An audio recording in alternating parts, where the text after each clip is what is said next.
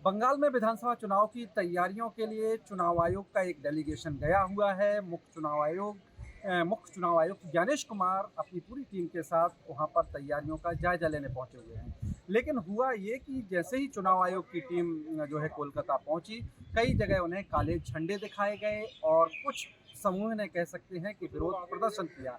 जब चुनाव आयोग की टीम जो है वहाँ पर काली हाट मंदिर पहुंची, तो वहाँ पर भी कुछ लोगों ने उन्हें काले झंडे दिखाए और विरोध प्रदर्शन किया। गो बैक के नारे लगाए, इलेक्शन कमीशन गो बैक के नारे लगाए।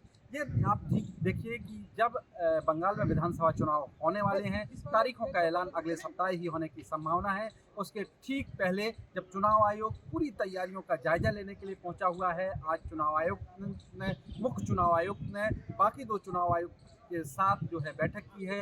राज्य के तमाम अधिकारियों के साथ, जो एसपी कलेक्टर जो है डीएम्स और तमाम जो चुनाव से जुड़े अधिकारी हैं, आईजीज हैं, सबके साथ आज बैठक की और पूरी तैयारियों का जायजा लिया है।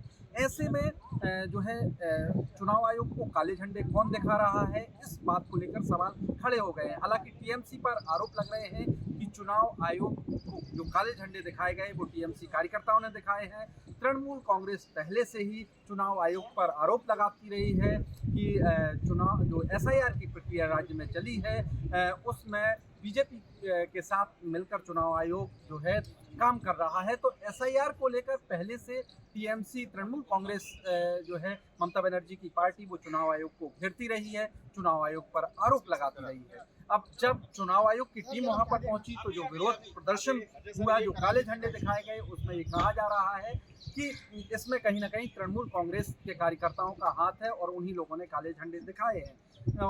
इसको लेकर बीजेपी की तरफ से जो है काउंटर आरोप लगाए गए तृणमूल कांग्रेस पर कि संवैधानिक संस्थाओं पर हमला कर रही है तृणमूल कांग्रेस। और टीएमसी के कार्यकर्ताओं ने जिस तरह से काले झंडे दिखाए, इससे न सिर्फ चुनाव आयोग का अपमान हुआ है बल्कि एक संवैधानिक संस्था का भी अपमान हुआ है। तो आप देखिए ये पॉलिटिक्स कैसे वक्त में चल रही है। ये आरोप प्रत्यारोप का दौर चल रहा है चुनाव आयोग को लेकर।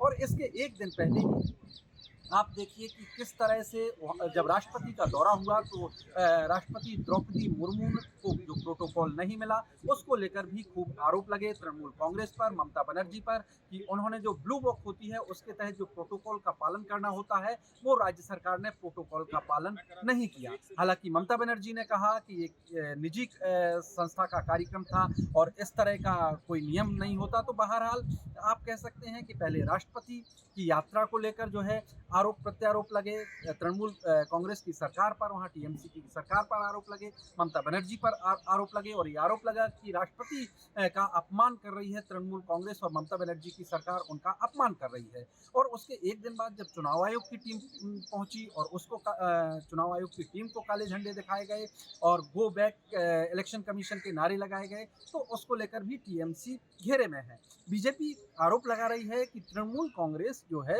अपमान कर रही है संवैधानिक संस्थाओं का। हालांकि तृणमूल कांग्रेस की तरफ से, जैसा हमने आपको बताया कि राष्ट्रपति के दौरे को लेकर उन्होंने सफाई दी है कि ये तो एक निजी कार्यक्रम था, राज्य सरकार ने प्रायोजित नहीं किया था और इसमें हमारी तरफ से कोई इस तरह का उल्लंघन नहीं किया गया है। लेकिन आप देखिए कि जब एक देश का राष्ट्रपति किसी राज्य के दौरे पर जाता है तो वहाँ के चीफ सेक्रेटरी, डीजीपी और मुख्यमंत्री को प्रोटोकॉल के तहत होना होता है, लेकिन कोई वहाँ नहीं पहुँचा। तो यही वजह है कि पहले राष्ट्रपति की यात्रा को लेकर आरोप प्रत्यारोप लगे। अब इलेक्शन कमीशन जो है चुनाव की तैयारियों का जो जायजा लेने के लिए गया, उसको लेकर भी आरोप प्रत्यारोप लगे कि आखिर उनको काले झंडे क्यों दिखाए तृणमूल कांग्रेस के कार्यकर्ताओं ने या कुछ संगठनों ने। हालांकि टीएमसी कह रही है कि उसके कार्यकर्ता नहीं है, लेकिन जिन संगठनों ने गो बैक इलेक्शन कमीशन के नारे लगाए हैं, काले झंडे दिखाए हैं, ये कहा बीजेपी कह रही है कि ये सब तृणमूल कांग्रेस के कार्यकर्ता थे, तृणमूल कांग्रेस के समर्थक थे, जिन्होंने इलेक्शन कमीशन का अपमान किया है। तो ये आरोप प्रत्यारोप ठीक जो है चुनाव की तारीखों के ऐलान होने के पहले हो रहा है, क्योंकि अगले सप्ताह माना जा रहा है कि जो है बंगाल विधानसभा चुनाव की तारीखों का ऐलान हो जाएगा।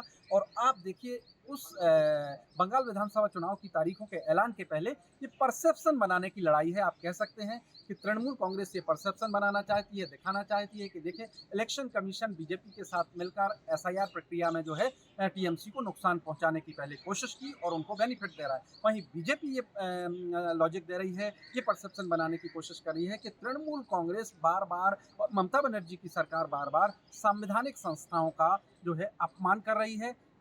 पहले राष्ट्रपति का अपमान और अब इलेक्शन कमीशन जैसी संवैधानिक संस्थाओं का अपमान। तो ये इलेक्शन के पहले, चुनावी तारीखों के ऐलान के पहले एक परसेप्शन बनाने की आप कोशिश कह सकते हैं दोनों ही तरफ से, एक तरफ बीजेपी, दूसरी तरफ तृणमूल कांग्रेस। धन्यवाद।